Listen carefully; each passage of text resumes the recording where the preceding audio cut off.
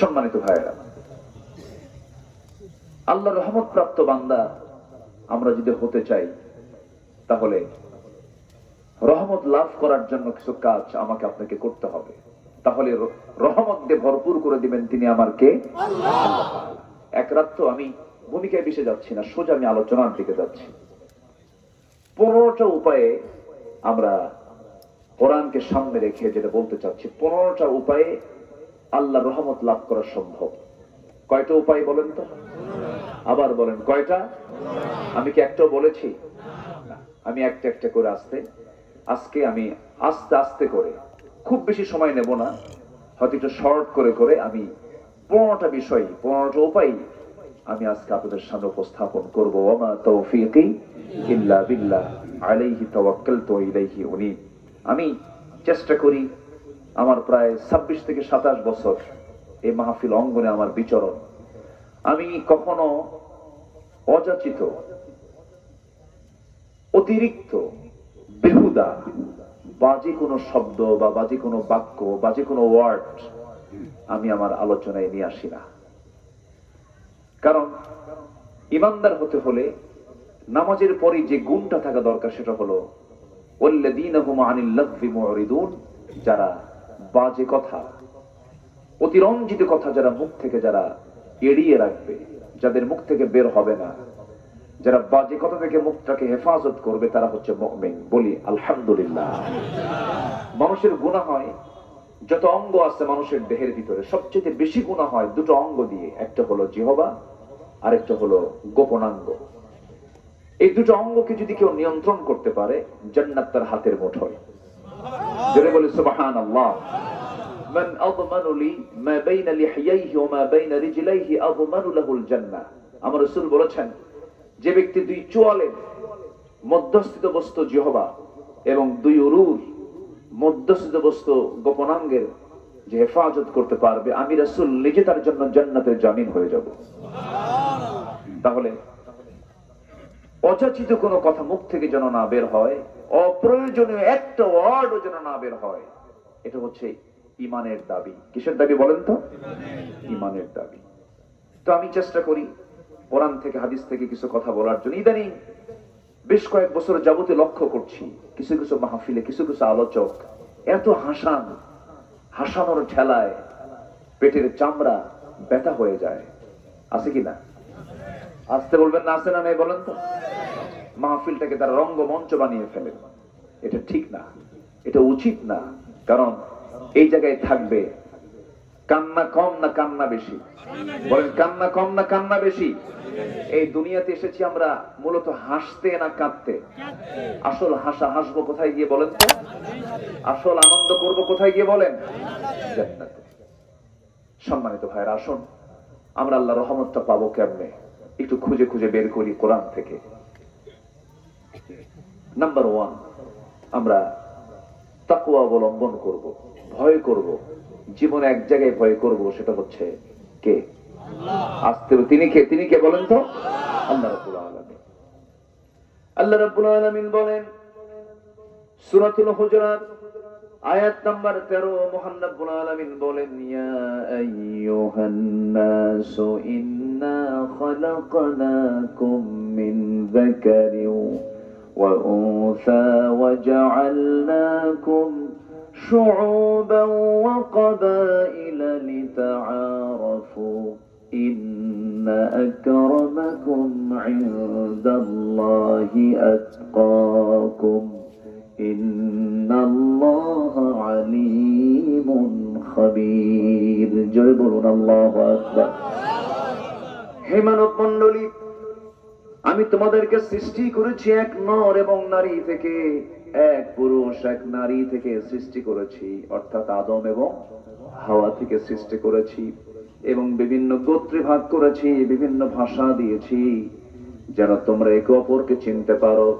চায়নায় চলে যাবে, চায়নার মানুষের চোখ নাক বলে দেবে এরা চায়না, এদের ভাষাও ভিন্ন। জাপান চলে যাবে, ভাষা ভিন্ন। ইন্ডিয়া চলে যাবে, ভাষা ভিন্ন। এই নগর সব উপজেলার ভাষা কি একরকম নাকি বলেন? তাদের কম বেশি আছে না নাই? বর্ষার মানুষ, পাতাড়ির মানুষ, ওই যে জবাই বিলের মানুষগুলো, নিয়ামতপুর ছাত্রা মানুষগুলো, আপনি চলে যান আড্ডার দিকে, আপনি চলে যান ওই নওগাঁর শেষ অঞ্চলের দিকে, এই এলাকার সাথে ওই ভাষার মিল আছে নাকি? মিল আছে?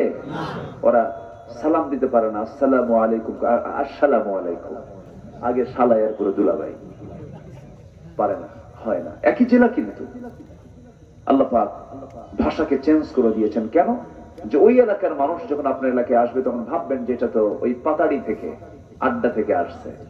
আল্লাহ পাক এটাকে পাসওয়ার্ড করে দিয়েছেন, আঞ্চলিক পাসওয়ার্ড, যেন চিনতে যেন ভুল না হয়। সম্মানিত ভাইরা, এই যে মানুষের পরিচয় বহন করে, কেউ বলে আমি চৌধুরী, কি বলে, আছে না, এরকম আছে না? কেউ বলে আমি হলাম চৌধুরী, কেউ বলে হাওলাদার, কেউ বলে প্রামাণিক, কেউ বলে মন্ডল, কেউ বলে সরকার, কেউ বলে সর্দার, কেউ বলে মোগল, কেউ বলে পাঠান, কেউ বলে সৈয়দ, মির্জা, কত কত লকব, কত প্রকার লকব নিয়ে মানুষ প্রাউড করে। মহান রব্বুল আলামিন বলছেন, না না, এক নর এবং নারী থেকে তোমাদেরকে সৃষ্টি করেছি, বংশ দিয়েছি, গোত্র দিয়েছি, কিন্তু জেনে রেখে দিও তোমাদের সকলের মধ্যে সেই লোকটা আমার কাছে সবচাইতে দামি, সম্মানিত যে বান্দা আমি আল্লাহ আমাকে সবচাইতে বেশি সম্মান ভয় করে। জোরে বলি সুবহানাল্লাহ। তাহলে এখানে আল্লাহ তাআলা মানুষের সম্মানকে মূল্যায়ন করেছেন হলো তার মুহাব্বতকে সামনে রেখে। বান্দা তার আল্লাহকে কেমন মুহাব্বত করতে পারলো, বান্দা তার আল্লাহকে কি পরিমাণ কাছে টানতে পারলো, আল্লাহকে কি পরিমাণ ভয় করতে পারলো, এটাই হলো সম্মানের একমাত্র মাপকাঠি, সম্মান পাওয়ার, মর্যাদা পাওয়ার। সম্মানিত ভাইয়েরা, আমাদের চোখের সামনে আমরা যা দেখি এগুলো বাহ্যিক কিচ্ছু না। একটু নেতা হয়ে গেছে, বিশেষ নেতৃত্ব পেয়ে গেছে, এটা বাহ্যিক কিছু দিনের জন্য। দুনিয়াতে যাদের প্রভাব কম থাকবে, আখিরাতে তাদের প্রভাব বেশি থাকবে। আল্লাহু আকবার বলবেন না? দুনিয়াতে যারা ফকির থাকবে, আখিরাতের জিন্দেগিতে তাদের হিসাবটা বেশি হবে না কম হবে? কম হবে। টাকা আছে, টাকা বেশি আছে, যার হিসাবও বেশি, তার টাকার সঙ্গে হজের সম্পর্ক, টাকার সঙ্গে যাকাতের সম্পর্ক। অতএব আল্লাহ আমাকে যা দিয়েছেন অথবা যা দেন নাই, দুঃখ আফসোসের কোনো কারণ নাই, বুক উঁচু করে বলতে হবে আলহামদুলিল্লাহ। আল্লাহর রহমত পেয়ে যাব আমরা। সম্মানিত ভাইয়েরা, শুধুমাত্র মুসলিম পরিবারে জন্ম নিলেই কিন্তু মুসলমান হওয়া যায় না। ঈমান আলী নাম রাখলে ঈমানদার হওয়া যায় না। ঈমান আনতে হয়, ঈমান থাকতে হয়, ঠিক কিনা বলেন? আমার দেশে বহু লোকের নামই আছে ঈমান আলী, আছে না? ঈমান আলী, কিন্তু নামাজে পড়ে না, আছে কিনা? নাম হলো রমজান আলী, রমজান মাসে দুপুর বেলা ভাত খায়। নাম হলো আতর আলী, গোটা গায়ে গাজার গন্ধ। নাম কি রাখছে? আতর আলী। নাম হলো হিম্মত আলী, সাইকেলের চাকা বাস্ট হলেই সিট হয়ে পড়ে। নাম হলো বাদশা মিয়া, ভিক্ষা করে। কি করে? ভিক্ষা করে। নাম হলো খোকা মিয়া, বয়স ৮০ বছর, বুড়া মিয়া হয় না, খোকা মিয়াই থেকে যায়। নাম দিয়া বংশগত কৌলিন্য দেখিয়ে আল্লাহর সামনে কোনো মর্যাদা পাওয়ার কোনো সুযোগ নাই। আল্লাহর সামনে মর্যাদা পাওয়ার জন্য সেই ব্যক্তি মর্যাদা পাবে যে ব্যক্তি ঈমান আনতে পেরেছে, যে ব্যক্তি মুত্তাকি হতে পেরেছে। জোরে বলি সুবহানাল্লাহ। হয়তো এখন বলবেন হুজুর মুত্তাকি কাকে বলে? যার মধ্যে তাকওয়া আছে। মুত্তাকির গুণগুলো কি কি? মুত্তাকি কারা? এমন জবাব মনে হয় কোরআনে নাই? আসতে বলবেন না, আছে না নাই? কোরআন খুললেই এটার পরিচয় পাওয়া যায়। যারা পারেন ঠোঁট মিলিয়ে বলুন, হুদাল লিল মুত্তাকিন আল্লাযীনা ইউমিনুনা বিল গায়বি ওয়া ইউকিমুনাস সালাতা ওয়া মিম্মা রাযাকনাহুম ইউনফিকুন والذين يؤمنون بما أنزل إليك وما أنزل من قبلك وبالآخرة هم يوقنون أولئك على هدى من ربهم وأولئك هم المفلحون জোরে বলুন আল্লাহু আকবার। মুত্তাকি কারা? যাদের মধ্যে 5টা গুণ পাওয়া যাবে তারাই হলো মুত্তাকি। 5টা গুণ আছে যার, সে হলো মুত্তাকি। নাম্বার 1 হলো আল্লাহকে বিশ্বাস করতে হবে, দেখে না, না দেখে। আসতে বলবেন না, দেখে না, না দেখে। দুনিয়াতে দেখবো না, কিন্তু দেখবো কোথায় গিয়ে বলেন? জান্নাতে। বলেন কোথায় গিয়ে দেখবো? কোথায় গিয়ে দেখবো? সবার কি জান্নাতে দেখার শখ আছে? সবাইকে দেখতে চান? নামাজ না পড়ে?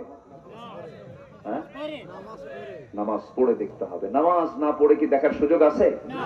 নামাজ পড়েই দেখতে হবে। কিন্তু দুঃখ লাগে, নামাজ আমার দেশের মুসলমান শতকরা 5 জন নামাজ পড়ে, আর বাকি 95 জন নামাজ পড়ে না। বেনামাজির নেতা আছে না নাই বলেন তো? আছে। আচ্ছা বলেন তো, আমার দেশে এমন কিছু নেতৃত্ব কি নাই যে নেতৃত্বে নামাজ লাগে না? আছে কিনা বলেন? আছে কিনা বলেন? তাকে প্রমাণ করার জন্য শুধু আপনি মিলায় নিবেন। অনেক দল কিন্তু জনসভার ডাক দেয়, ধরেন নওজোয়ান মাঠে, না আছে নাকি? নওজোয়ান মাঠে জনসভার ডাক দিল। জনসভা 11টায় সব কর্মীরা হাজির হলো। জোহর গেল, আসর গেল, মাগরিব গেল, খালি বক্তৃতার ঠেলায় খালি কাঁপতেছে সবকিছু। আগুন ঝরানো বক্তৃতা হচ্ছে। জোহর গেল, আসর গেল, মাগরিব গেল, কোন নামাজের কর্মসূচি নাই। নেতা নিজেও নামাজ পড়লো না, কর্মীরাও নামাজ পড়লো না। যে দলের দলীয় কর্মসূচিতে জাহান্নাম থেকে বাঁচানোর জন্য নামাজের কর্মসূচি থাকে না, সেই নেতৃত্বের মুখে আমরা দরকার নেই। আমাকে আগে জান্নাত পেতে হবে। কি পেতে হবে বলেন?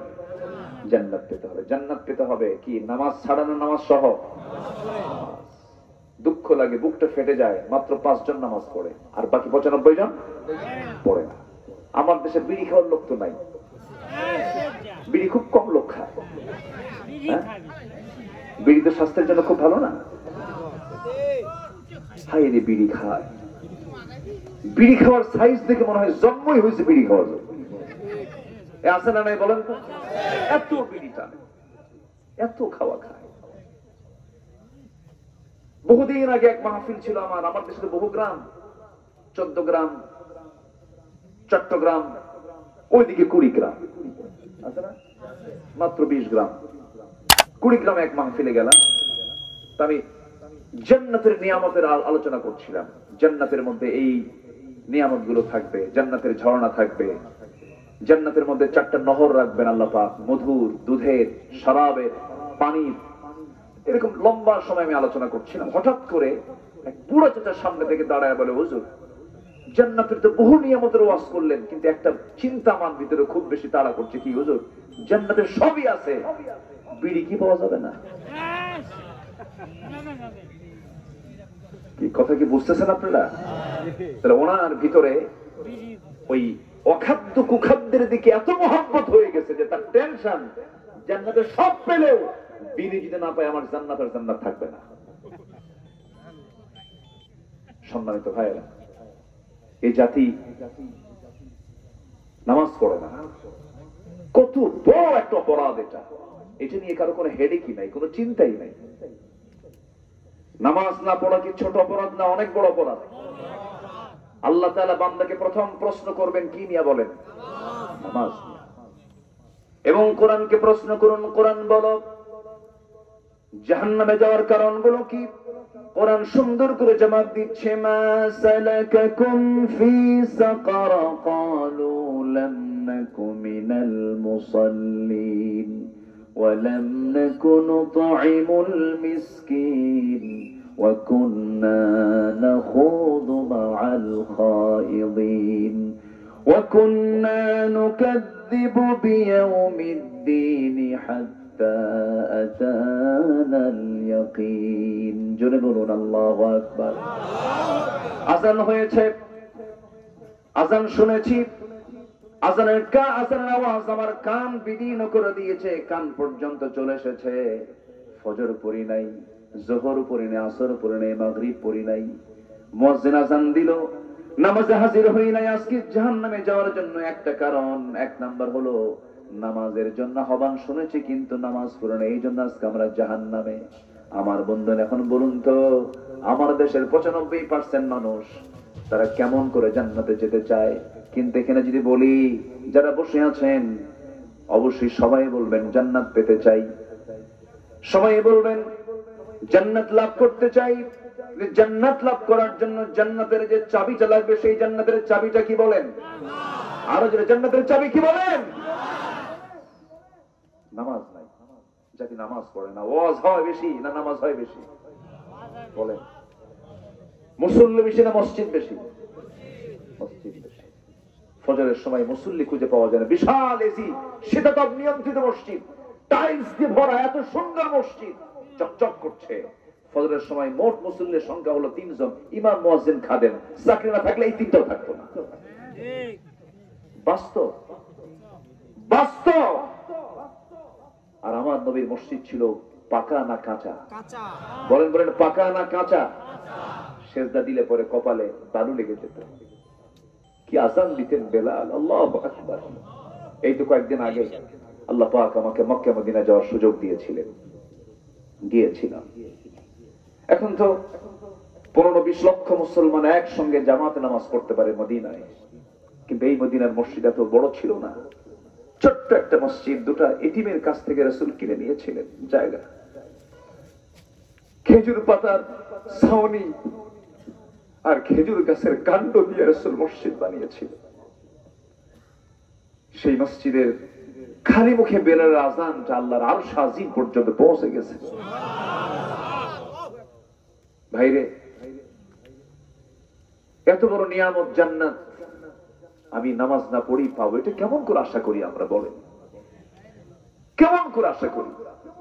দুনিয়ার জিন্দেগিতেও তো যদি আপনি বিসিএস ক্যাডার হতে চান, কত পড়াশোনা করতে হয়, কত স্টাডি করতে হয়। দুনিয়ার জিন্দেগিতে একটা ব্যবসাকে প্রতিষ্ঠিত করার জন্য রাতকে রাত, দিনকে দিন পরিশ্রম করতে হয়, কত চিন্তা ফিকির, কত বুদ্ধি খাটাতে হয়। আর সর্বনিম্ন একটা জান্নাত, 10টা পৃথিবীর মতো একটা জান্নাত আল্লাহ পাক আপনাকে দিবেন নামাজ না পড়ে? কেমনে সম্ভব? তাহলে ঈমান মজবুত হবে নামাজ না পড়ে না নামাজ পড়ে? অনেকে কে হুজুর আগে ঈমান ঠিক করি, এরকম আছে না নাই? বলেন, কাকে কি ঠিক করি? ঈমান ঠিক করি না, নামাজ পড়েই কি ঠিক হবে? ঈমান ঠিক হবে। সবাই কি নামাজ পড়তে রাজি আছেন? মনে হয় কষ্ট দিচ্ছে আপনাদেরকে। আমার নবীজির জীবনে কোনো নামাজ কাজা ছিল? অসুস্থ রাসূল, আল্লাহ পাক আমাকে এবার মদিনা মুনাওয়ারায় যে স্থানটিকে আমার রাসূল বলেছেন,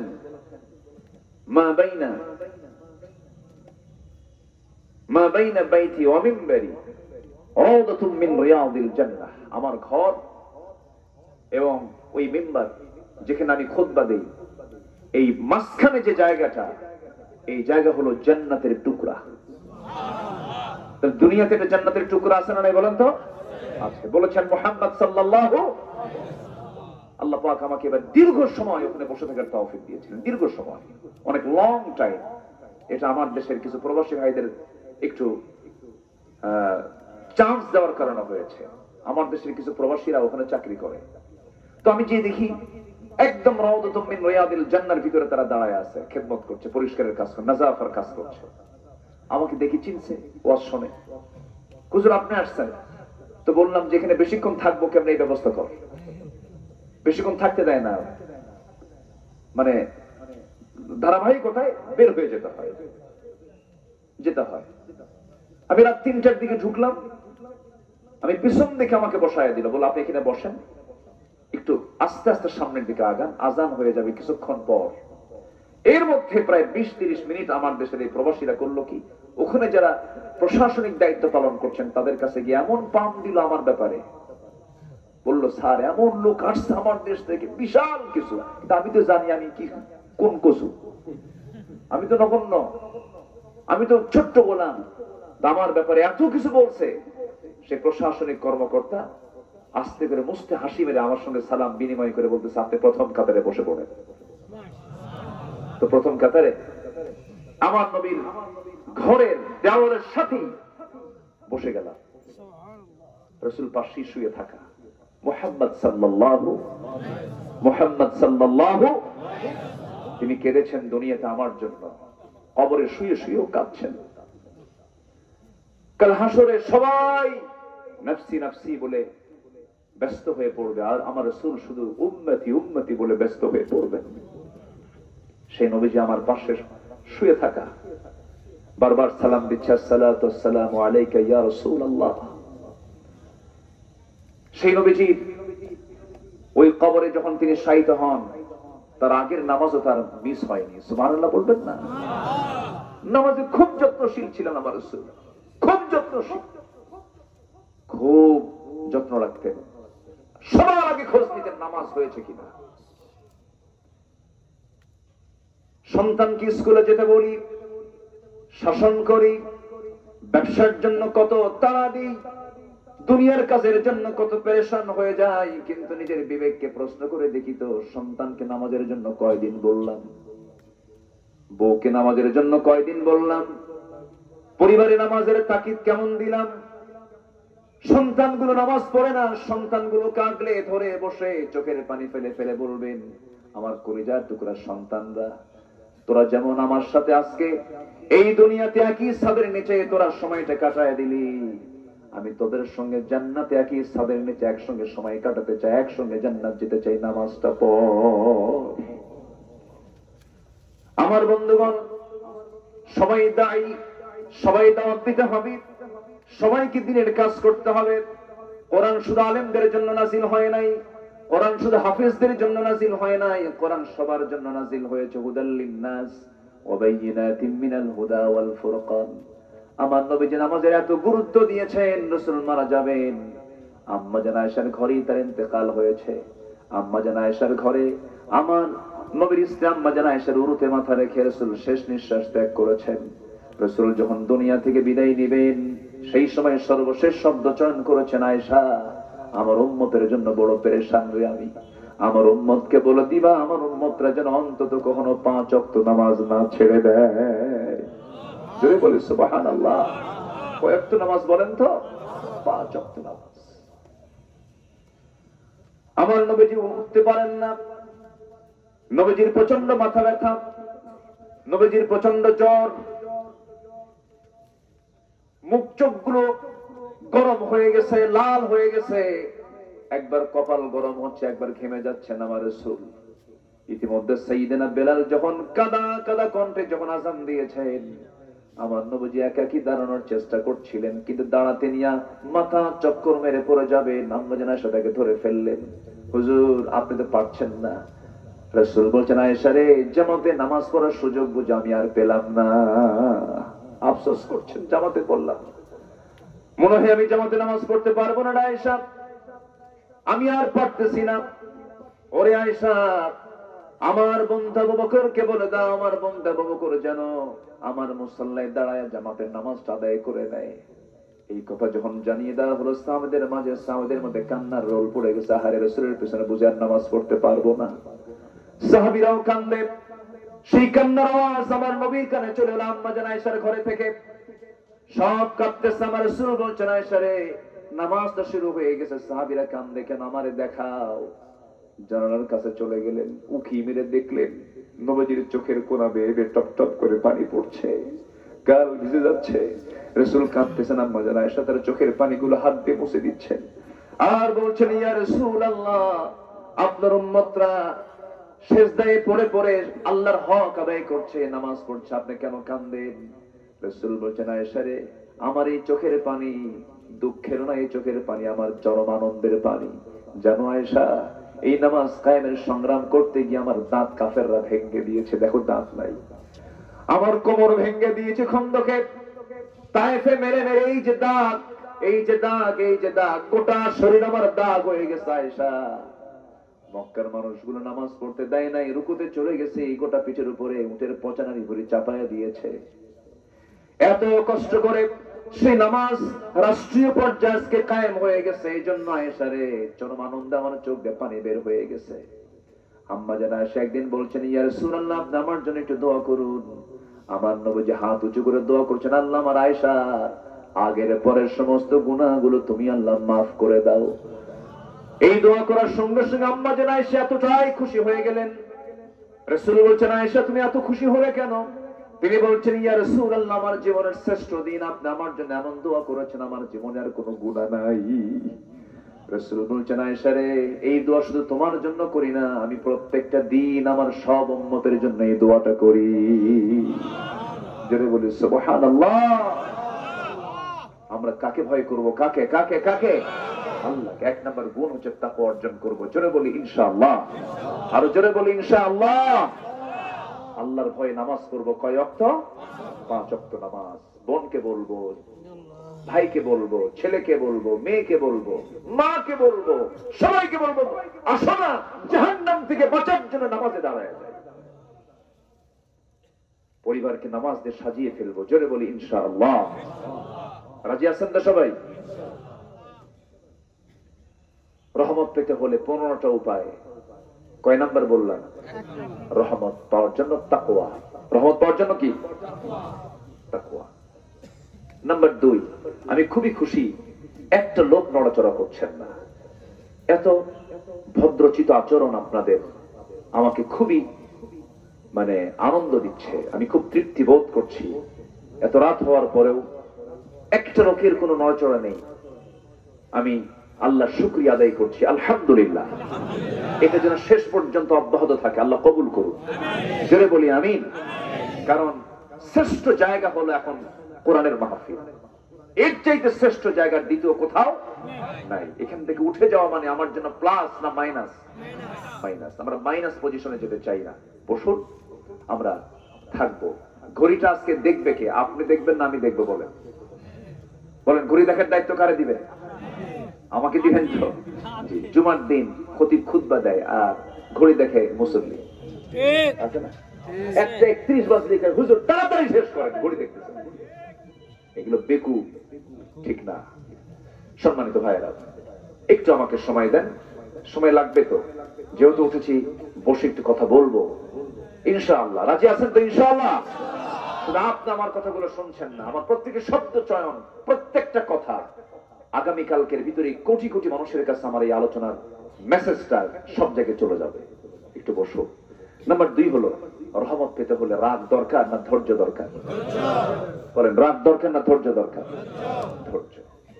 ধৈর্য এমন একটা বৃক্ষের নাম, সে শুধু সুফল দিয়ে দেয়, ভালো রেজাল্ট দেয়, ভালো ফল দেয়। আর রাগ এমন এক অযোগ্যতা, রাগ আছে যার, ধ্বংস আছে তার। কয়েকদিন আগে এক মহিলা আমারে ফোন দিয়ে বলে, হুজুর আমার স্বামী সকালেও তালাক দেয়, বিকেলেও তালাক দেয়, হুজুর আমি কি আসি না নাই? আমি কি জবাব দেবো বলেন? বলে, হুজুর আমার সকালেও তালাক দেয়, সন্ধ্যাও তালাক দেয়। এত রাগ, সব রাগ খাটাই হলো বইয়ের উপরে তালাক দিয়া। কি দিয়া? তালাক। এরকম বেকুব মার্কা লোক আছে না নাই? যে স্বামীর মুখে বারবার তালাক শব্দ আসে, ওর পিছনের দিকে না ওই যে বাঁশের যে ডাল থাকে, ওর কি বলে এলাকায়, সবগুলো এক জায়গায় করে কাঁচা কমসি কি এলাকায় কয় কিনা, এটা দিয়ে একটু সাইজ করা দরকার। এই শব্দ কেন চয়ন করবেন আপনি? এটা তো মারাত্মক শব্দ। লাস্টে তো ঠিকই কান্দে, তালাক তালাক দিয়ে আবার পরে ফোন দেবে, হুজুর রাগের মাথায় 100 তালাক দিছে, আর কি ফেরানোর সুযোগ আছে? কেন হুজুর, বাচ্চা কাচ্চা আছে, উপায় তো নাই হুজুর, একটু দেখেন তো কোনো কিছু পেঁয়াজ পুষ লাগায় কিছু করা যায় নাকি? এই আছে না নাই? আছে না নাই? আচ্ছা, একটা মানুষকে জব করে মেরে ফেলছেন, আর কি তাজা করতে পারবেন না? এগুলো করবেন কেন? এটা তো আইন, এটা আপনার মুখের এটা আইন। আপনি শব্দ বের করা মানে আপনি আইন প্রয়োগ করেছেন, এটাকে রদ করার কোন সুযোগ। অসংখ্য পরিবার স্বামী স্ত্রী পরিচয় বহন করা, অথচ তারা জিনা করছে, জিনা করছে, জিনা করছে। আছে না নাই? এগুলো কিসের ফসল? ধৈর্য না রাগে? রেগে যাবেন, হেরে যাবেন। মেম্বার ইলেকশন, মেম্বারের দায়িত্ব পালন করে, যে বসে আছেন দুইজন মনে হল, চেয়ারম্যান মেম্বার যারা হয় তারা কি রাগী হলে হবে না? ধৈর্য আনতে হয়। কত গালি যে শুনতে হয়, শুনি যা কয় শুনবই। ধৈর্য ছাড়া আপনি কিচ্ছু করতে পারবেন না। আচ্ছা বলেন তো, চেয়ারম্যান বড় না চেয়ারম্যানের বউ বড়? আসতে কয়, বলেন তো বলেন তো বলেন। দেখছেন, হাই রে বইয়ের ভক্ত সব, মাশাআল্লাহ, ভালো। বউ ভক্ত আমার রাসূলও ছিলেন, মুহাম্মদ সাল্লাল্লাহু আলাইহি ওয়াসাল্লাম। রাসূল বউ ভক্ত ছিলেন, খুব ভালোবাসতেন, খুব মহব্বত করতেন। রাসূল শেষ নিঃশ্বাস ত্যাগ করেছেন কার কোলে? স্ত্রীর কোলে, বইয়ের কোলে মাথা রেখে শেষ কথা স্ত্রীর সঙ্গে বলে দুনিয়া থেকে বিদায় নিয়েছেন। পারিবারিক সূত্র ছিল মুহাম্মদ সাল্লাল্লাহু, একটা পারিবারিক বন্ধনে তিনি আবদ্ধ ছিলেন। পরিবারকে সময় দিবেন, স্ত্রী একটা সম্পদ, স্ত্রীকে সম্মান করবেন, স্ত্রীকে মর্যাদা দিবেন। আপনি আপনার স্ত্রীকে মর্যাদা দিবেন, আপনার সন্তান আপনার মাকে সম্মান দিবে, তার মাকে সম্মান দিবে, আপনার আব্বা আপনাকে সম্মান দেবে। এগুলো ব্যালেন্স করবো আমরা। ধৈর্য এক জায়গায় না সব জায়গায়? আসতে বলবেন, এক জায়গায় না সব জায়গায়? সব জায়গায় ধৈর্য। দেখেন, ধৈর্যের চ্যুতি ঘটলে কি হয়। ছাত্ররা কোটা বিরোধী আন্দোলন চালাচ্ছে, এই কোটার সংস্কার যেটা হবে না, মেধার যাচাই করে আমাদেরকে আমাদের যোগ্যতার মূল্যায়ন করা হোক। আন্দোলন করলো, আন্দোলন চলতেছে তুঙ্গে, হঠাৎ করে একদিন বলেই ফেললো রাজাকের নাতিপুতিরা চাকরি পাবে। বলেন তো, এটা কি ধৈর্য না রাগ? বিনয় না অহংকার? এক অহংকার, এক রাগে একদম নওয়ারি দিল্লি গিয়ে পড়ছে, ঠিক কিনা? এই জন্য অহংকার, মেজাজ, রাগ এগুলো ইমানদারের জীবনে কখনো আসতে পারে না। ধৈর্যশীল হবেন, রহমত দেবেন কে? রহমত লাভের উপায় কয়টা বলেছে বলেন তো? 15টা। চলতেছে কয় নাম্বার? 2 নাম্বার। রাগ করা যাবে না, ধৈর্যের পরিচয় দিতে হবে। স্বামী স্ত্রীর মধ্যে কোনো দ্বন্দ্ব লেগেছে, প্রায় কিন্তু এই দ্বন্দ্বগুলো লেগে যায়, এই ক্ষেত্রে বেশি ধৈর্যের পরিচয় দেবে স্বামী না স্ত্রী? অনেকে চুপ করে আছে, ওর বউ। আপনি রাখবেন না? বলেন তো, স্বামী স্ত্রীর মধ্যে লিডারকে বউ না স্বামী? ইমামকে বউ না স্বামী? তাহলে লিডার আপনি হবেন, আবার ধৈর্য ধরবেন না আপনি, এটা কেমন কথা? আপনাকে ধৈর্যশীল হতে হবে। মেয়েদের মুখ থেকে হঠাৎ করে অবাঞ্ছিত কথা বের হয়, মেজাজের ভারসাম্যহীন হয়ে যায় তারা। অনেক সময় দেখবেন কিছু হলেই থাকো, কি কোথায় কথা, এটা কমন, তাদের একটা বলি থাকে, এটা রাগ করে, এত কষ্ট করে সংসার করলাম, এরকম বলে। এটা মেয়েদের নেচার, এটা মাথায় রাখতে হবে। মেয়েদের সৃষ্টি করা হয়েছে সোজা হাত না বাঁকা হাত? সোজা না বাঁকা? খুলিকাত মিন দিলাইন, বাঁকা হারে বানানো হয়েছে, সোজা করতে যাবা ভেঙে যাবে। বলেছেন মুহাম্মদ সাল্লাল্লাহু আলাইহি ওয়াসাল্লাম। একটু প্রশংসা করতে হয় মেয়েদের, প্রশংসা করলে খুব খুশি হয়, তেল মারলে খুব খুশি। একটু প্রশংসা সূচক শব্দ প্রয়োগ করতে হয়, বোঝাতে হয়। পুরুষকে ধৈর্যের পরিচয় দিতে হবে, স্ত্রীর চাইতে কম না বেশি? বেশি। আমার মায়েরা খুব খুশি, হুজুর ভালো করে কম। আমার বন্ধুগণ, আল্লাহ রাব্বুল আলামিন বলেন, وَأَطِيعُوا اللَّهَ وَرَسُولَهُ وَلَا تَنَازَعُوا فَتَفْشَلُوا وَتَذْهَبَ رِيحُكُمْ وَاصْبِرُوا إِنَّ اللَّهَ مَعَ الصَّابِرِينَ। জোরে বলুন আল্লাহু আকবার, আরো জোরে আল্লাহু আকবার। আমার রাসূল রাগী ছিলেন না, ধৈর্যশীল ছিলেন, ধৈর্যশীল ছিলেন। ধৈর্যের তিনি পিরামিড ছিলেন। মুসা আলাইহিস সালাম রাগী মানুষ ছিলেন, উনিও ধৈর্যশীল ছিলেন। হয়তো আমরা অনেকে জানি, তার নামটা শুনলে মনে হয় রাগী মানুষ না, তার মধ্যে ধৈর্য ছিল। এই রাগী লোকটা ছাগল চড়িয়েছেন 10 বছর। কত বছর বলেন? আচ্ছা বলেন তো, ছাগল চষান কি সহজ কাজ না কঠিন কাজ? ছাগল কি সোজা জাত না বাঁকা জাত? কেমন বাঁকা, খুব তেড়া। ছাগল যারা চড়েন তারা টের পান না, ছাগল চড়তে পারলে দুনিয়া চলান যাবে, এত বাঁকা। ও যদি একবার ব্রেক মারে, ব্রেক মারা পর্যন্ত সামনের 2 পা যদি একবার মাটিতে গেড়ে দেয়, দড়ি ছেড়ে যা, আমি যাবো না। এত বাঁকা একটা প্রাণী। সেই বাঁকা প্রাণীকে, ছাগলকে চড়ালেন সাইয়েদনা মুসা আলাইহিস সালাম 10 বছর। কত বছর বলেন? 10 বছর। শুধুমাত্র রাগ কমানোর জন্য। কি কমানোর জন্য বলেন? রাগ কমানোর জন্য। খুব রাগী লোক ছিলেন। এই মোবাইল আছে সাথে, মনে হয় আওয়াজ হচ্ছে। আমার বন্ধুগণ, একটু কান লাগাবেন, মনোযোগ দিয়ে শুনবেন। 10 বছরের ছাগল পালনের দায়িত্ব তিনি পেলেন। সর্বশেষ দিন ছাগলগুলো নিয়ে যখন মাঠ থেকে নিয়ে আসতেছিলেন, হঠাৎ করে ছাগল পাল থেকে একটা ছাগল একাকি একদিকে দৌড় মারা শুরু করে দিয়েছে। সেই সিটকে পড়া সেই ছাগলটা ধরার জন্য নবীও দৌড়াচ্ছেন, ছাগলও দৌড়াচ্ছে। শেষ পর্যন্ত ছাগলকে ধরতে ধরতে তিনি হাঁপসে গেলেন, ঘরমাক্ত হয়ে গেলেন। ছাগলটাও ঘেমে গেছে, এমন রাগ উঠছে। ছাগলটা ধরে দুই হাতে ধরে শূন্যে চড়েছেন। কি মারবেন? আসার মারবেন, খুব রাগ উঠছে। কিন্তু লক্ষ্য করে দেখেন ছাগলটা থরথর করে কাঁপে, চোখে মুখে ভয়, লোমকূপ দিয়ে ঘামগুলো টপ টপ করে পড়তেছে। তিনি মনে মনে চিন্তা করলেন, আহারে বেচারা ছাগল রে, তোর তো কোনো জ্ঞানী নাই, তোর তো কোনো এলেম নাই, তোরে মেরে কি লাভ হবে? তার মধ্যে একটা ধৈর্য চলে আসলো, বুঝ চলে আসলো। ছাগলটার দুই হাত থেকে আস্তে করে ছেড়ে দিয়া বুকের সঙ্গে ছাগলকে জড়িয়ে রেখে তিনি আদর করলেন, স্নেহ দিলেন, রহমত করলেন, বরকত দিয়ে দিলেন, তার আদর করলেন।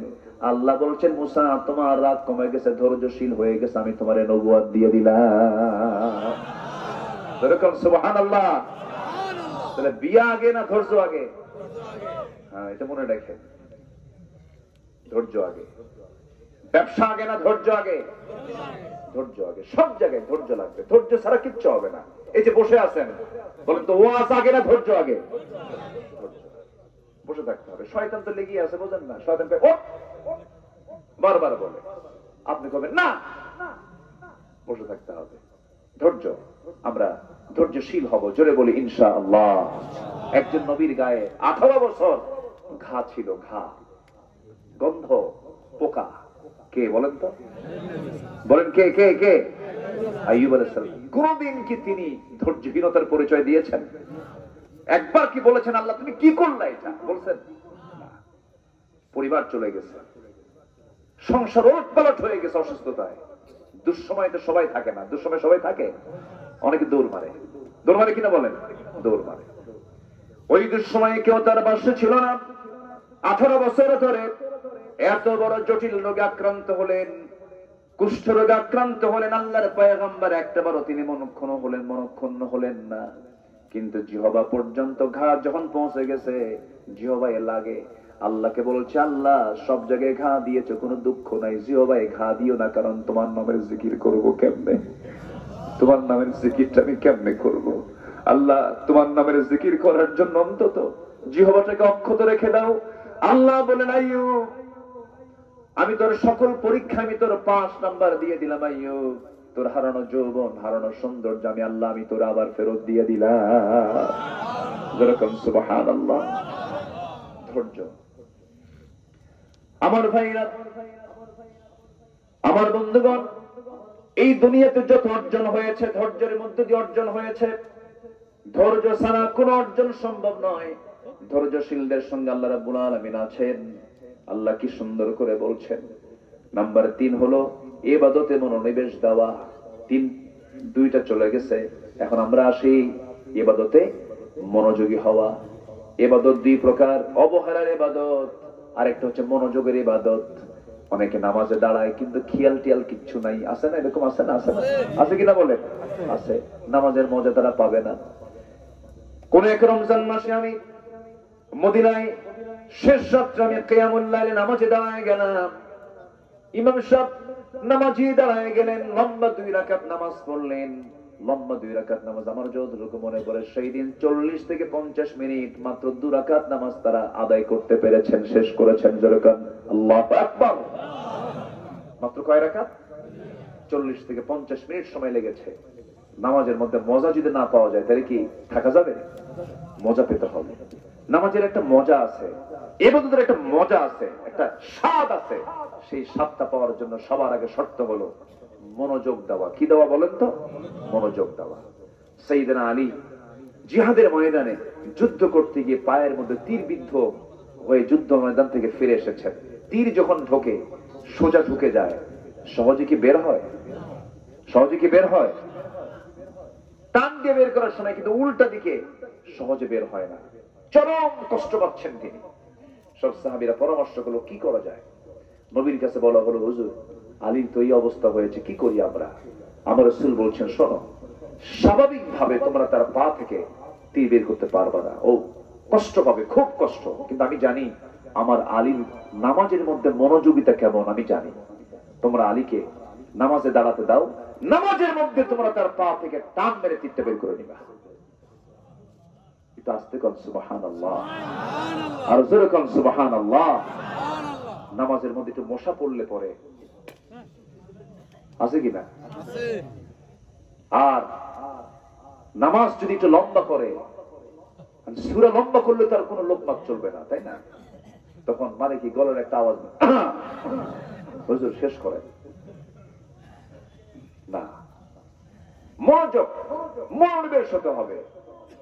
والذين هم للصلاة والذين قد أفلح المؤمنون الذين هم في صلاتهم خاشعون, খুশুর সাথে অত্যন্ত মনোযোগ দিয়ে নামাজ পড়তে হবে। আমার নবীজির এমন সময় গেছে ঘন্টার পর ঘন্টা চলে গেছে শুধু একটা সিজদার মধ্যে, সিজদার ভিতরে।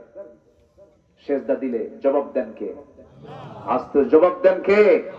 আপনি সিজদার মধ্যে আপনি যা চাবেন আল্লাহ তাই কবুল করবেন। কেন কবুল করবেন না? তিনি কবুল করার জন্য তিনি তো আছেন, তিনি তো আবার কবুল করবেন। আমি ডাকবো, আমার ডাকের সময় কে দিবেন? কে দিবেন? আল্লাহ দিবেন। কিন্তু মনের মতো করে চাইতে হবে, মনোযোগ দিয়ে চাইতে হবে। আমরা সকল ইবাদতে আমরা মনোযোগী হব। জোরে বলি ইনশাআল্লাহ।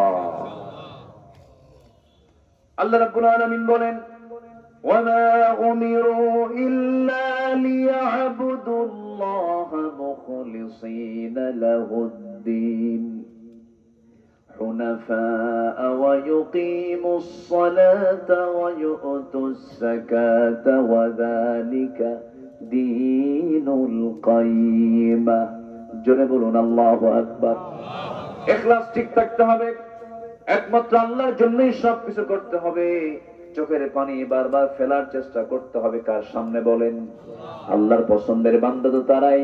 আল্লাহ রাব্বুল আলামিন বলেন, ওয়াল্লাযীনা ইয়াবিতুনা লিরাব্বিহিম সুজদান ওয়া কিয়ামা ওয়াল্লাযীনা ইয়াকুলুনা রাব্বানা ইসরিফ আন্না আযাবা জাহান্নাম ইন্না আযাবাহা কানা গরামান إنها ساءت مستقرا ومقاما। জোরে বলুন আল্লাহু আকবার। ইমানদার বান্দা তো তারাই, আল্লাহর রহমানের প্রিয় বান্দা তো তারাই।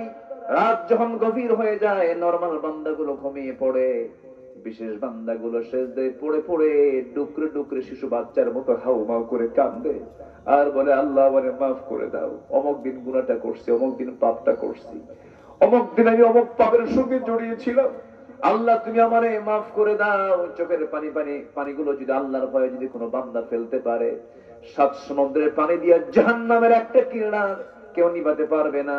কিন্তু কোন বান্দা যদি একমাত্র আল্লাহর ভয়ে 1 ফোঁটা চোখের পানি যদি ফেলতে পারে, ওই 1 ফোঁটা চোখের পানি আল্লাহ রাব্বুল আলামিন 7টা জাহান্নাম নিভায়া দিয়ে তার জন্য 8টা জান্নাত খুলে দিবে। আমরা কাঁদবো কার কাছে ভাই? আসতে বলবো না, কাঁদবো কার কাছে? আল্লাহর কাছে। দিল খুলে কাঁদবো আমরা, মন খুলে কাঁদবো আমরা, ফুপে ফুপে কাঁদবো আমরা। আল্লাহর কাছে সব অভিযোগগুলো দেব, আল্লাহর কাছে সব প্রস্তাবনাগুলো দিয়ে দেব, আল্লাহর কাছে সব কোশ্চেন গুলো আল্লাহর সামনে হাজির করে বলবো, আল্লাহ তোমার কাছে যা চাইলাম তাও দাও, যা চাই নাই তা প্রয়োজন তাও দিয়ে দাও। আমাদের চাওয়ার জায়গা বলুন তো একমাত্র কার কাছে? আসতে বলবেন না, কার কাছে? আল্লাহর কাছে। আল্লাহর কাছে আমরা চাবো, অত্যন্ত মনোযোগ দিয়ে চাবো, গুরুত্বের সঙ্গে চাবো। তাহলে 1 নম্বরে চলে গেল তাকওয়া, নাম্বার 2 হলো ধৈর্য, মনে থাকবে সবার। নাম্বার 3 হলো ইবাদতে মনোনিবেশ দেওয়া, মনোযোগ দিয়ে ইবাদতগুলো সম্পূর্ণ করা। নাম্বার 4 হলো আল্লাহর সন্তুষ্টির জন্য আল্লাহর পথে দান করা। দান করব কার জন্য? আসতে বলবেন না, কার জন্য? আল্লাহর পথে আমরা আল্লাহর সন্তুষ্টির জন্য দান করব। মান যাল্লাযী ইউকরিদুল্লাহ করদান হাসানান ফায়ুদাঈফাহু লাহু আদআফান কাসীরা والله يقبض ويبسط وإليه ترجعون জোরে বলুন আল্লাহু আকবার, আরো জোরে আল্লাহু আকবার। আমি আল্লাহর পথে কেন দান করব? আল্লাহ পাক কি আমাকে দেয় নাই? আল্লাহ আমাকে দেন নাই? কি কম দিয়েছেন না অনেক দিয়েছেন? কম দিয়েছেন না বেশি দিয়েছেন? আল্লাহর দেওয়া কি আমার আপনার জন্য কি কম না অনেক বেশি? মাথা থেকে পা পর্যন্ত একটু তাকায় দেখেন কি আল্লাহ পাক দেন নাই, সব দিয়েছে। আসলে আমরা দোয়া করে দিই নাকি? তো যে দুই একজন করে ওঠে, কি সমস্যা কি বুঝলাম না?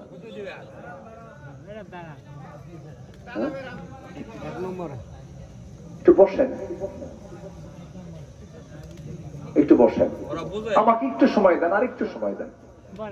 আপনি কি জানেন, আপনি যখন সামনে থেকে উঠে দাঁড়ান, যিনি কথা বলেন তার কলেজের একটা করে তার ছেড়ে খুব কষ্ট হয় না, যেন আমি কষ্ট দিচ্ছি কিনা, কষ্টের উদ্রেক হচ্ছে কিনা। একটু বসেন। মেহমানকে সম্মান করা কি বলেন তো ওয়াজিব। আমি তো মেহমান, ভাঙ্গাচুরা হোক মেহমান তো। আবার আমরা সবাই এখন কার মেহমান? কার মেহমান বলেন? আল্লাহর মেহমান। এখানে শৃঙ্খলা আছে, একটু বসেন। মন চাইলে উঠলাম, মন চাইলে বসলাম না। কোরআনের মাহফিলে আদব রক্ষা করা আমাদের একটা গুরুত্বপূর্ণ দায়িত্ব। আল্লাহ বোঝার তৌফিক দান করুন। মাহফিলকে সফল করতে হবে কি আগে ভাগে যে না শেষ করে? শেষ করে। আমরা শেষ করে যাই। তাহলে আমরা কাকে দান করব বলেন? কার পথে দান করব আমরা বলেন? আল্লাহকে আমাকে কম দিয়েছেন? আল্লাহকে দিলে কি আমাদের লস হবে? লস হবে না। আল্লাহ আমাকে যা দিয়েছেন এটা অকল্পনীয়, অকল্পনীয়। এই যে দুটা কানে আপনারা শুনতেছেন, আমি বলছি, এই দুটা কানের ভিতরে দেখবেন আল্লাহ পাক কিছু ময়লা দিয়েছেন। কানের যে ময়লা, ওটাকে এলাকায় কি বলে? কানের যে ময়লা, এটাকে কি বলে? ওই যে গরু খায় ওই খোল, এটা হচ্ছে ইয়ার ওয়াক্স, কানের ময়লা। এই কানের ময়লা কিন্তু আল্লাহ দিয়ে দিয়েছেন কানের মধ্যে। এই কানের ময়লাটা তিক্ত, তিতা। যদি আল্লাহ পাক যদি এই ইয়ারক্স কানের ময়লা যদি তিতা না করে যদি মিষ্টি দিতেন, সব পিঁপড়া জমা হতো কার কানে?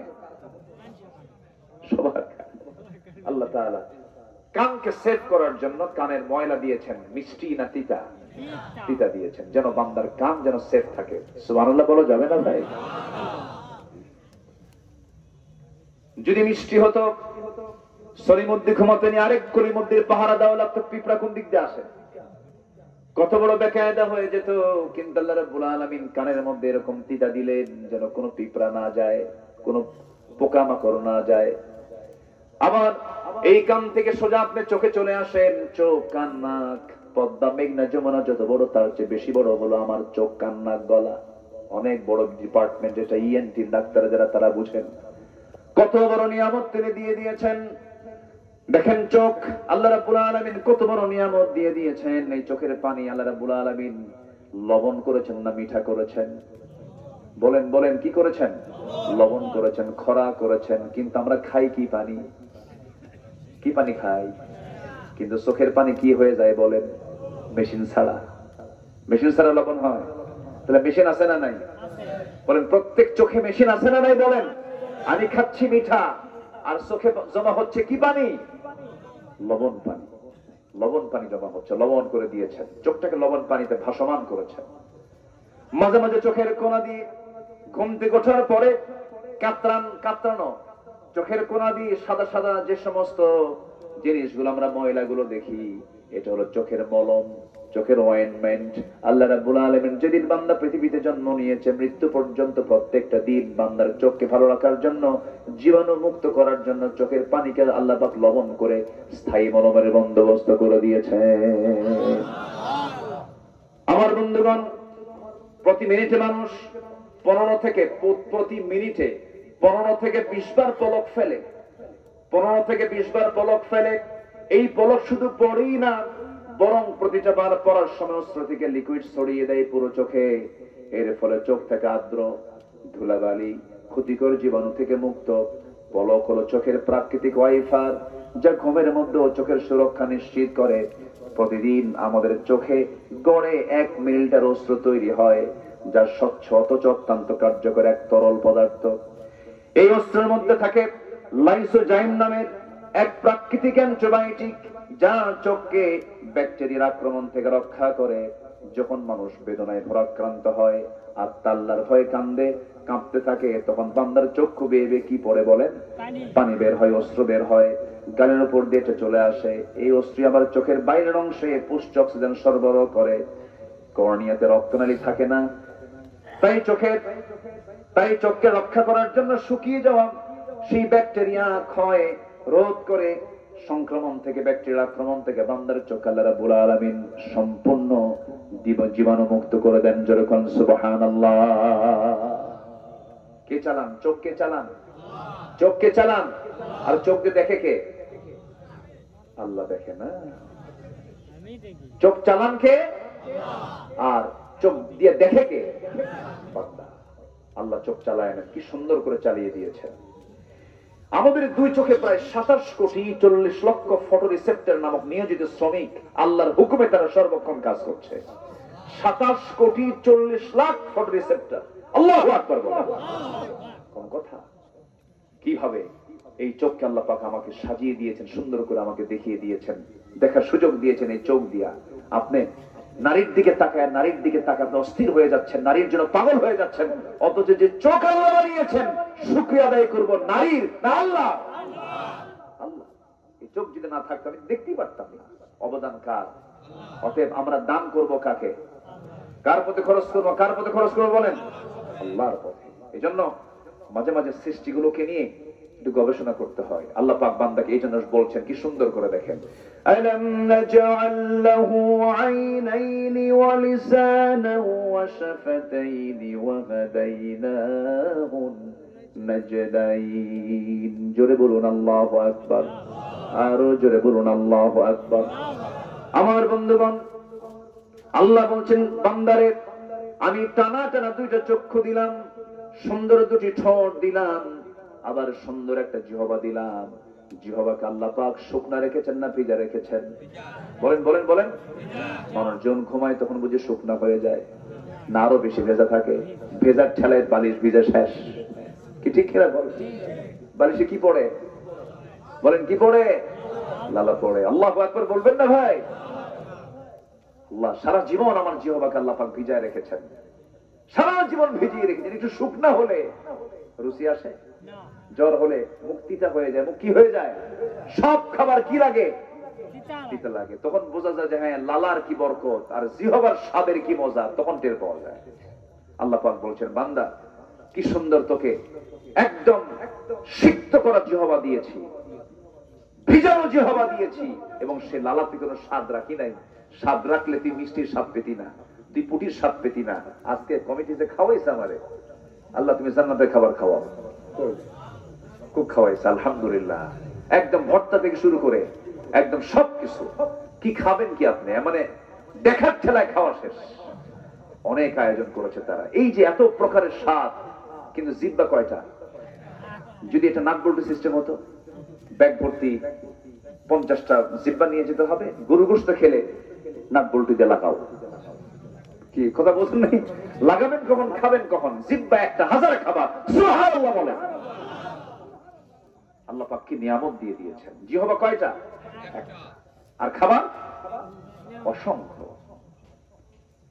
আল্লাহ রাব্বুল আলামিন বলছেন বান্দারে এত কিছু দিয়ে দিলাম, এত নিয়ামত দিয়ে দিলাম, তুই শুধু জবান খুলে নামাজে দাঁড়িয়ে বলবি। জবান খুলে সবাই বলুন আলহামদুলিল্লাহি রাব্বিল আলামিন। সবাই বলেন আলহামদুলিল্লাহি রাব্বিল আলামিন আর রহমানির রহিম মালিকি ইয়াউমিদ্দিন ইয়্যাকা না'বুদু ওয়া ইয়্যাকা নাস্তাঈন ইহদিনাস সিরাতাল মুস্তাকিম সিরাতাল লাযীনা আন'আমতা আলাইহিম গায়রিল মাগদুবি আলাইহিম ওয়ালাদ-দাল্লিন। জোরে বলেন, আরো জোরে, আরো জোরে। আল্লাহ তাআলা যা সৃষ্টি করেছেন বান্দার অকল্যাণ না কল্যাণ? অকল্যাণ না কল্যাণ? আমার বন্ধুগণ, সকল সৃষ্টিগুলো মানুষের সেবায় নিয়োজিত, সকল সৃষ্টিগুলো মানুষের সেবায় নিয়োজিত। আল্লাহ পাক মশা বানিয়ে দিয়েছেন। মশা সেনা নাই বলেন? নওগাঁ জেলায় মনে হয় মশা নাই। মশার কামড়ে মানুষ মরে কিনা বলেন? এডিস মশার কামড়ে মানুষ মরে যায়, ডেঙ্গু হয়ে মানুষ মরে যায়, ম্যালেরিয়া হয়ে মানুষ মারা যায়। এই মশাটাকে সৃষ্টি করে দিয়েছেন তিনি আমার কে? এই মশা বানিয়েছেন কে বলেন? আল্লাহ বানিয়েছেন। আজ থেকে ১৫০০ বছর আগে মশা নিয়ে আল্লাহ রাব্বুল আলামিন কোরআনে কথা বললেন। কাফের মুশরিকরা বলল, তোমার আল্লাহর কাজ নাই কেমনে? কোরআনের মধ্যে মশার ওয়াজ করার কি দরকার? মশার কথা বলার কি দরকার? কিন্তু আজকে ওই মশাকে গবেষণা করে কত কি আবিষ্কার করেছে একটু খেয়াল করে দেখুন আমার বন্ধুগণ। মশা যখন ঘরের মধ্যে আপনি কোথাও দেখতে পান না, রাতের বেলা ঘুমিয়ে পড়ছেন, চতুর্দিকে জানালা লাগানো, লাইট দেখে দেখলেন কোথাও মশা নাই, কিন্তু আপনি লাইট অফ করা মাত্রই যখন ঘুমাতে গেছেন মশারি টাঙ্গান নাই, নাকের কাছে কানের কাছে সে সারেগামা পাধানিসা আছে কিনা বলেন? ও দেখলো কেমনে আপনাকে? আল্লাহ তাআলা মশার ভিতরে এমন একটা শক্তি দিয়েছেন, ৭৫ ফুট দূর থেকে টের পায় এখানে কোন সলির মধ্যে শুয়ে আছে। ৭৫ ফুট দূর থেকে আল্লাহু আকবার বলেন, আমি আপনি টের পাই না, মশা ঠিকই খুঁজে পায়। মশা যখন কারো শরীরে বসে ও কি বলে, সলির মধ্যে আমি কিন্তু আসলাম, কয় আপনি কি টের পান? টের পান না। হঠাৎ করে আপনার দেহে মশাটা বসে পড়ে। মশা বসে আগে হুল ফুটায় না, আগে কি করে জানেন? অ্যানেস্থেসিয়া করে। কি করে? অ্যানেস্থেসিয়া। যারা মেডিকেলের ডাক্তার, যারা অ্যানেস্থেসিয়া হচ্ছে, আগে অজ্ঞান করে, আগে ওইটুকু অংশ আগে অজ্ঞান করে, সেন্সলেস করে, এরপরে হুলটা ফুটায় দেয়, জায়গা মতো করে খায়া ও চলে যায়। আল্লাহু আকবার বলো। আল্লাহ পাক এমনি উদাহরণ দেন নাই। মশা এটা মারাত্মক একটা সৃষ্টি। অত্যাধুনিক প্রযুক্তি তৈরি হয়েছে মশার সৃষ্টি থেকে। মশার চোখ সাধারণ কোন চোখ নয়, এটা এক অত্যন্ত জটিল গঠনের কম্পাউন্ড আই। এটা মারাত্মক আল্লাহ তাআলার একটা সৃষ্টি। এটা মানে এটাকে গবেষণা করে অনেক কিছু তৈরি হয়েছে। কম্পাউন্ড আই, যেখানে শতাধিক ক্ষুদ্র লেন্স একসঙ্গে কাজ করে, এই জন্য সে চতুর্দিকে একসঙ্গে দেখতেও পারে। আজকে আধুনিক বিজ্ঞান ঠিক একই টেকনোলজি ব্যবহার করে ডিফেন্স ড্রোন, সেলফ ড্রাইভিং কার, রোবোটিক ভিশন সিস্টেমে এগুলো আবিষ্কার করেছে। প্রকৃতির এক ক্ষুদ্র সৃষ্টি হয়ে উঠেছে প্রযুক্তির বিশাল অগ্রগতি এক মূল অনুপ্রেরণা। অথচ আল্লাহ রাব্বুল আলামিন আজ থেকে ১৫০০ বছর আগে এই মশার উদাহরণ দিয়ে দিয়েছেন। যেরকম সুবহানাল্লাহ, ইন্নাল্লাহা লা ইস্তাহি আন ইয়াদরিবা মাসালান মা বাউদাতান ফামা ফাওকাহা। আল্লাহু আকবার বল। আচ্ছা, এখানেই শেষ নয়। মশার মুখে আমরা যে সুরের মতো যে সুচটা দেখি, আসলে এটা সূচের সংখ্যা একটা নয়, এগুলো ৬টা অংশে বিভক্ত। কয়টা অংশে বলেন তো? ওই ছোট্ট সুরের মধ্যে কয়টা অংশ আছে? ৬টা। ৬টার আলাদা আলাদা কাজও আছে। ১ নাম্বার, মশার শরীরে অবস্থিত শেষ ২টি সুচ, যা ছুরির কাজ হলো আমার আপনার শরীরকে নির্দিষ্ট জায়গা থেকে ফেলে ফেলে, আগে ফেলে ফেলে। তারপরে ২টি সুচের কাজ হলো মানব দেহ থেকে ব্লাড ভেসেল এটা খুঁজে বের করে। পঞ্চম সুষ্টি দিয়ে সে চেতনানাশক এক প্রকার কেমিক্যাল নিঃসরণ করে, যেন ওই জায়গাটা অবশ হয়ে যায়। এরপর শেষ সুষ্টি দিয়ে সে রক্ত শুষে নিয়ে চলে আসে। আরো আশ্চর্যের বিষয় হলো, এই জটিল এবং নিখুঁত ডিজাইন থেকে অনুপ্রাণিত হয়ে আধুনিক বিজ্ঞানীরা তৈরি করেছেন মসকিউটো ইন্সপায়ার্ড সিরিঞ্জ। এই সিরিঞ্জ আবিষ্কার করেছে মশার সুর থেকে, মশার সামনের ওই থেকে, সিরিঞ্জ থেকে। আল্লাহু আকবার। তাহলে এক অপার সৃষ্টির পরিকল্পনা বান্দার অকল্যাণ না কল্যাণ? অতএব আমরা দান করব কার পথে? আসতে বললেন, দান করব কার পথে? আল্লাহর পথে। মধুকে দিয়েছেন, মধুর ভিতরে সব রোগের ঔষধ আছে না নাই? কিন্তু মধুটা ভেজাল করলো কে? আল্লাহ। কে করছে ভেজাল? কে করছে? নওগাঁর মিষ্টির দোকান থেকে সুরা কিছু ঢুকাই দিছে ওর মধ্যে। অথচ 1 পাউন্ড মধু তৈরি করতে লক্ষ লক্ষ মৌমাছিকে দিনের পর দিন পরিশ্রম করে সেই মধুগুলো সংগ্রহ করতে হয়। এটার দাম পৃথিবীর কোনো মানুষ দিতে পারবে না। যদি আমরা ১,৫০০ টাকা ১,০০০ টাকায় কিনি, কিন্তু শ্রমিক হিসাবে মৌমাছিকে যদি আপনি মূল্য দিতে যান, সে যে পরিমাণ দৌড়ায়, লক্ষ লক্ষ কিলোমিটার জার্নি করে 1 পাউন্ড মধু তৈরি হয়, আর সেই মধুর ভিতরে যারা শিরা ঢুকায়, ভেজাল ঢুকায়, তাদের ফাঁসি হবে। সব কার নিয়ামত? বলেন কার নিয়ামত? দিয়েছেন কে? অতএব আমি দান করব কার পথে? রহমত পাবো কার? বলেন রহমত পাবো কার? রহমত কার পাবো বলেন? আল্লাহ। তাহলে 4টা চলে গেল, এখনো আছে কয়টা বলেন? 11টা। নুরু, ওয়াজ কিন্তু শেষ না, ওয়াজ শুরু। বহু আলোচনা এখনো পড়ে আছে, রাগ করতেছেন মনে হয় আপনারা। আচ্ছা, নাম্বার 5 আমি এক লাইনে বলে যাচ্ছি। নাম্বার 5 হলো আল্লাহর স্মরণে থাকা লিপ্ত ব্যক্তির উপর আল্লাহর রহমত নাজিল হয়। সর্বক্ষণ আমরা জিকির করব কার বলেন? ফাযকুরুনি আযকুরুকুম ওয়াশকুরুলি ওয়ালা তাকফুরুন। الذين يذكرون الله قياما وقعودا وعلى جنوبهم ويتفكرون في خلق السماوات والأرض ربنا ما خلقت هذا باطلا سبحانك فقنا عذاب النار। جربون الله أكبر। জিকির করব আমরা, ফিকির করব আমরা, আল্লাহর সৃষ্টি নিয়ে গবেষণা করব, চোখের পানি ফেলে ফেলে আল্লাহর শুকরিয়া আদায় করব। আমার এই জিহ্বাকে প্রত্যেকটা সেকেন্ডে কাজে লাগাতে হবে। আমার শ্বাস প্রশ্বাস কার হাতে বলেন? আসতে বলবেন না, কার হাতে? আমাদের প্রতিটি শ্বাসে প্রশ্বাসে জিকির হবে কার? জিকির করেন আল্লাহ আল্লাহ, লা ইলাহা ইল্লাল্লাহ, লা ইলাহা, আরো জোরে, লা ইলাহা, লা ইলাহা ইল্লাল্লাহু মুহাম্মাদুর রাসূলুল্লাহ সাল্লাল্লাহু আলাইহি ওয়াসাল্লাম। নাম্বার 6 হলো আল্লাহর রহমত পাওয়ার জন্য যেই কাজটা করতে হবে সেটা হলো তওবা করা। তওবা করব কার কাছে? জোরে বলবেন কার কাছে? একবার না বারবার? একবার না বারবার? যখন মনে হবে তখনই তওবা করে ফেলবো, আল্লাহর কাছে মাফ চেয়ে ফেলবো, সারেন্ডার করে ফেলবো। আল্লাহ, গুনাহ করেছি, তুমি আল্লাহ আমারে মাফ করে দাও। আমার গুনাহ বড় না আল্লাহ, আমার আল্লাহর রহমত বড়। কার রহমত বড়? কার রহমত বড়? আল্লাহর রহমত বড়। তওবা করব আমরা আল্লাহর কাছে, আল্লাহর কাছে মাফ চেয়ে নেব। ইয়া আইয়ুহাল্লাযীনা আমানু তুবু ইলাল্লাহি তাওবাতান নাসুহা। তওবাতুন নাসুহা করো, যেমন করে তোমরা তওবা করা দরকার সেইভাবেই তওবা করো। নাম্বার 7 হলো আল্লাহর উপরে ভরসা করা। যাই হোক না কেন ভরসা হবে কার উপরে? আসতে বলবেন না, কার উপরে? ছেলে সন্তান দেন কে? মেয়ে সন্তান দেন কে? দেন না কে? বন্ধা করেন কে? দোষ কার? কি কইল? আল্লাহর দোষ?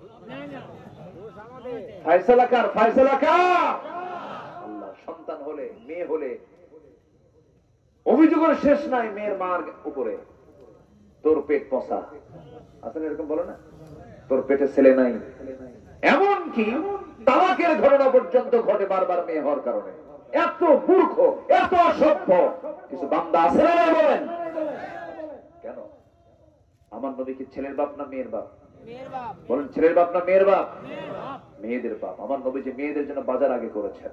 রাসূল বলেছেন যেখানে মেয়ে আছে সেখানে বরকত আছে। যেরকম সুবহানাল্লাহ। নবীজি সম্পত্তি ভাগ করতে নিয়ে আগে বলেছেন আল্লাহ পাক ছেলের ভাগ না মেয়ের ভাগ? লিযযাকারি মিসলু হাযযিল উনসাইন। আগে মেয়ের ভাগটা বুঝায় দাও। কিন্তু ভাইরা অত্যন্ত প্রতারণা করে সমস্ত বড় সম্পদের যুগের পরে যুগ ধানের জমি খায়া 10 বছর 15 বছর পারি দিয়ে পরে জমি খাইছে বোনের সম্পত্তি দেয় আরেক জমি থেকে। ঠিক কিনা বলেন? এরকম প্রতারণক ভাই মনে হয় নওগাঁ জেলায় নাই। আসতে বলবেন না, আছে না নাই? দেয় না?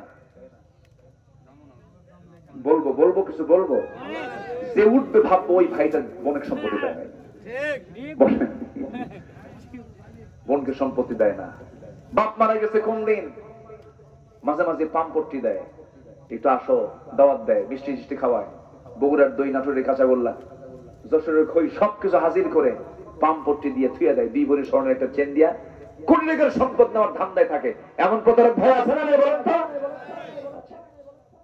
আবার মাঝে মাঝে ওয়াজ করে, বোন একটা কথা বলে কি, অংশ নিলে কিন্তু ধ্বংস হয়। দেখছেন কত বড় পাক্কা শয়তান, মানে শয়তান দেখার জন্য দূরে যাওয়া লাগবে না, যে কয় অংশ নিলে ধ্বংস হয় ওটাই দেখতে শয়তানের মতো, পাক্কা শয়তান। বোনকে সম্পত্তি বুঝাই দিতে হবে, মন খারাপ করে না খুশি করে। বলেন বলেন বলেন বলেন, মন খারাপ করে না খুশি করে? খুশি মনে বোনকে সম্পত্তি গুলো বুঝাই দিতে হবে। বোন এইদিকে আসো, তোমার অংশ তুমি নিয়ে চলে যাও, আমার 2 বিঘা তোমার। বলেন ভাইয়ের 2 বিঘা, বোনের 1 বিঘা। কার হুকুম? কার হুকুম? এটা কার হুকুম? মেয়েদের কি লস? পুরুষের আয় আছে, ব্যয় আছে, মহিলার কোনো ব্যয় নাই কিন্তু কি আছে? বলেন কি আছে? আয় আছে। মেয়েদের শুধু আয় কিন্তু ব্যয় নাই, যা আছে সব শুধু জমা হয় কিন্তু নিচের তুলির কোনো ফুটা নাই। পুরুষের তুলির ফুটা আছে, চলে যায়, সম্পদ থাকে না, ক্ষয় হয়। স্বামীর দায়িত্ব বউকে দেখে না, বউয়ের দায়িত্ব স্বামীকে দেখা। বলেন বলেন কে দেখবে? স্বামী দেখবে না বউ দেখবে? স্বামী দেখবে বউকে, এটা দেখা ফরজ। এটা দেখা কি ফরজ। বউ যদি 100 কোটি টাকার মালিক হয়, বউ যদি কয় আমি তোমারে দেবো না কিছু, কোনো গুনাহ হবে না। হয়তো মানবতার খেলাফ হতে পারে, কিন্তু অধিকার হচ্ছে স্ত্রীর, স্বামী তার সম্পূর্ণ খরচ বহন করবে। এই দায়িত্ব কে দিয়েছেন বলেন? আল্লাহ দিয়েছেন। এত কিছু দেওয়ার পরও মেয়েরা কয় আল্লাহ আমাদের কোনো দাম টাম দেয় নাই, অথচ মেয়েরা রাজধানীর মতো বসে বসে খাবে, পুরুষ মানুষ খাওয়াবে, এরপরও কয় ইসলাম ঠকাইছে। নাউজুবিল্লাহ বলবেন না? যেরকম নাউজুবিল্লাহ। তাহলে সন্তান ছেলে হোক মেয়ে হোক, বুক উঁচু করে বলবো নাউজুবিল্লাহ। যেরকম বলেন বলেন কি বলবো কি বলবো কি বলবো? আমার এক মুসল্লি হেডমাস্টার শিক্ষক, ওনার 7টা মেয়ে। কয়টা মেয়ে বলেন তো? 7টা মেয়ে। আবার স্ত্রী গর্ভে বাচ্চা আসছে, 9 মাস পর হয়েছে বাচ্চা, এবারও হয়েছে মেয়ে। তাহলে বাচ্চা হলো মোট কয়টা? মেয়ে কয়টা হলো? 8টা। হুজুর আমার 9ম মেয়ে যখন, 8ম মেয়ে যখন হলো, গোটাল গোষ্ঠী আমার বাড়িতে এসে হাজির। সবার চোখ এরকম বড় বড়, মনে হয় কত বড় যে আমি দাগি আসামি। আমারে বলে শরম নাই, লজ্জা নাই, একটার পর একটা নিশ্চয়ই আর নিতে যেও না, এই বাচ্চার নাম রেখে দাও ইতি, সমাপ্তি, আর না চাই না। হেডমাস্টার শিক্ষিত মানুষ তো, সচেতন মানুষ, বুঝে। বলছি হুজুর এরা সব এরকম পরামর্শ দিল। আমি বললাম আমার সন্তানের নাম রেখে দিলাম আশা, মানে আরো আসুক। তাহলে মানে আল্লাহর শুকরিয়া আদায় করার মতো বান্দা দুনিয়াতে আছে না নাই? জানেন মেয়েরা কত বরকতে। রাসূল মেয়েকে ছাড়া কিচ্ছু বুঝতেন না। আম্মা জান আয়েশা সিদ্দিকা রাসূলের স্ত্রী ছিলেন, খুব কাছে টানতেন। তার কলিজার টুকরা মেয়ে ফাতিমাকে খুব কাছে টানতেন। যেখানেই যেতেন 3 দিন পার হতে দিতেন না, মেয়েকে দেখতে যেতেন। সুবহানাল্লাহ বলেন। রাসূল মেয়েদেরকে খুব ভালোবাসতেন। আমরা আমাদের কন্যা, আমাদের স্ত্রী সবাইকে পর্দার মধ্যে রাখবো। জোরে বলি ইনশাআল্লাহ, জোরে বলি ইনশাআল্লাহ।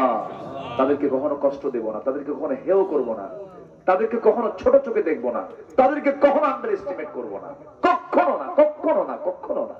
আপনি জানেন আপনার একটা মেয়ে আপনাকে জান্নাতে নিয়ে চলে যাবে। যেরকম সুবহানাল্লাহ। সে যদি পর্দায় থাকতে পারে, দ্বীন মানতে পারে, কোরআন মানতে পারে, ওই মেয়েটা আপনাকে টেনে টেনে জান্নাতের দিকে নিয়ে চলে যাবে। রাসূল নিজে বলেছেন যার করে 3টা মেয়ে তার জন্য 3টা জান্নাত। আল্লাহ পাক আমাকে 4টা মেয়ে দিয়েছে। আলহামদুলিল্লাহ। বিয়ে কি আপনারা দিবেন নাকি? ভয় মনে টেনশন পেয়ে গেছেন মনে হয়, একটু বলেন না ভাই আলহামদুলিল্লাহ। মন খারাপ করেন কেন?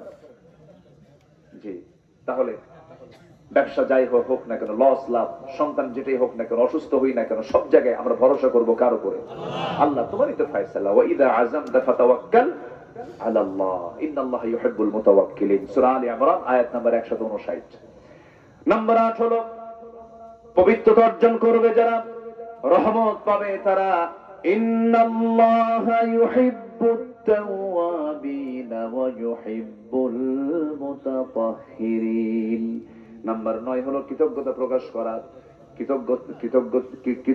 কৃতজ্ঞতা চিত্ত, নিজের চিত্ত তৈরি করা। লা ইন শাকারতুম লাযীদান্নাকুম ওয়া লা ইন কাফারতুম ইন্না আযাবি লাশাদীদ। নাম্বার 10 হলো আল্লাহর ভয়ে কাঁদা। আল্লাহর জন্য একমাত্র কাঁদা। পৃথিবীর মানুষ কোনো কাদার মূল্য দেবে না। বউয়ের সামনে স্বামী কাঁদবে, বউ বলবে পুরুষ মানুষ কাঁদবে নাকি? স্বামীর সামনে বউ কাঁদবে, পুরুষ স্বামী বলবে মহিলা এরকম কান্দে। কেউ কান্নার মূল্য দেবে না। অভিনয় বলবে অভিনয় করে কান্দে, কেউ কান্নার মূল্য দেবে না। কিন্তু কান্নার মূল্য 16 আনা দিবেন তিনি আমার কে? আল্লাহর ভয় আমরা কাঁদবো। আল্লাহ রাব্বুল আলামিন সুন্দর করে বান্দাকে বলছেন কান্দো। وَإِذَا تُتْلَى عَلَيْهِمْ آيَاتُ الرَّحْمَنِ خَرُّوا سُجَّدًا وَبُكْيًا জোরে বলুন আল্লাহু আকবার।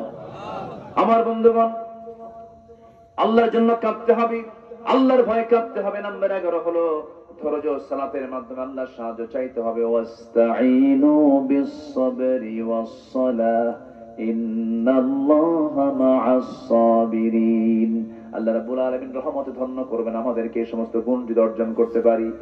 নাম্বার 12 হলো সালাতের প্রতি যত্নবান হওয়া, আল্লাহর সামনে বিনম্র হয়ে দাঁড়ানো। আল্লাহ রাব্বুল আলামিন রহমতে ধন্য করবেন। নাম্বার 13 হলো আল্লাহর সামনে দাঁড়ানোর ভয়ে নিজের প্রবৃত্তিকে কামনা বাসনা থেকে দূরে রাখা। মন তো খারাপ কিছু চায়, মন চায় উল্টা পাল্টা কিছু করতে, কিন্তু মনটাকে কন্ট্রোল করতে হবে একমাত্র কার ভয়ে? وَأَمَّا مَنْ خَافَ مَقَامَ رَبِّهِ وَنَهَى النَّفْسَ عَنِ الْهَوَى فَإِنَّ الْجَنَّةَ هِيَ الْمَأْوَى জোরে বলুন আল্লাহু আকবার। নাম্বার 14 হলো সৎকর্মশীল হওয়া, ফাসাদ সৃষ্টিকারী না হওয়া। ফাসাদ যারা সৃষ্টি করেছে যুগে যুগে, ওই যে নমরুদের দিকে তাকান, ফেরাউনদের দিকে তাকান, হামানদের দিকে তাকান, এই সমস্ত ফাসাদ সৃষ্টিকারী যারা ছিল তাদেরকে সব খতম করে দিয়েছেন তিনি আমার কে? আসতে হলো না তিনি আমার কে? ভালো কাজ আমরা করব। ওয়ালা তুফসিদু ফিল আরদি বা'দা ইসলাহিহা ওয়াদউহু খাওফান ওয়া তামআন ইন্না রাহমাতাল্লাহি কারীবুম মিনাল মুহসিনিন জোরে বলুন আল্লাহু আকবার। সৎকর্মশীল আমরা হয়ে যাব, খারাপ কোনো কাজের জন্য আমরা নিজেকে প্রস্তুত করব না। সর্বশেষ হলো আল্লাহ এবং রাসূলের পরিপূর্ণ আনুগত্য আমাকে আপনাকে করতে হবে। আল্লাহ রাব্বুল আলামিন বলেছেন ওয়া আতিউল্লাহা ওয়ার রাসূল লাআল্লাকুম তুরহামুন। আল্লাহর আনুগত্য করো, নবীর আনুগত্য করো, তোমরা রহমত প্রাপ্ত হয়ে যাবে। এই 15টা কাজ যদি কোনো বান্দা করে, রহমত আল্লাহ পাক তাকে একদম ঘেরাও করে রাখবেন, রহমতে তাকে বেষ্টন করে ফেলবেন। আল্লাহর রহমত প্রাপ্ত বান্দার ঠিকানা হবে জাহান্নাম না জান্নাত। আল্লাহ কবুল করুন, জোরে বলি আমিন। আরো জোরে আমিন, আরো জোরে আমিন, আরো জোরে আমিন। অনেক কষ্ট দিয়ে ফেলতেছে মনে হয় আপনাদের নাকি? সম্মানিত ভাইয়েরা, রহমত প্রাপ্তর জন্য আর দুনিয়াতে যদি আমরা কোনো বারাকাত পেতে চাই, দুনিয়ার বারাকাত পাওয়ার জন্য কোরআনটাকে রাখতে হবে এক জায়গায় না সব জায়গায়, এক জায়গায় না সব জায়গায়। কাগজের পাতায় পাতায় না সমাজের পাতায় পাতায়। সমাজের পাতায় পাতাও থাকবে, কাগজের পাতায় পাতাও থাকবে, সমাজের পাতায় পাতায় থাকবে। কোরআনে কারীমের মধ্যে চুরির বিধান আছে না নাই? যাকাতের বিধান আছে না নাই? খুনের বিধান আছে না নাই? এই বিধানগুলো রাষ্ট্রীয় পর্যায়ে কায়েম হওয়া, আপনারা কি মনে করেন এটা কি দরকার আছে? আসতে বলুন দরকার আছে?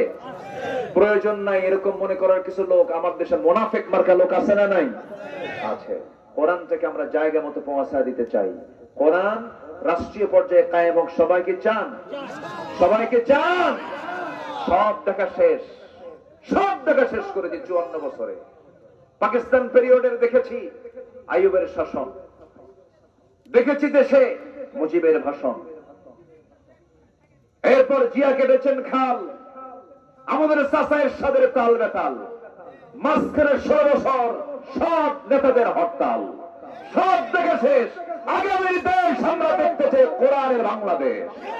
রাজি আছেন কারা কারা? হাত উঁচু করে দেখান মুসলমান।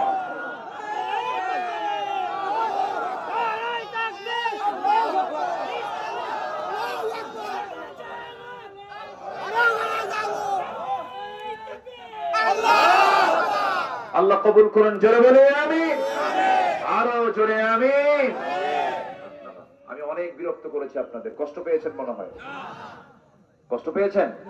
আল্লাহ যেন আমাদের আমল করার তৌফিক দান করেন।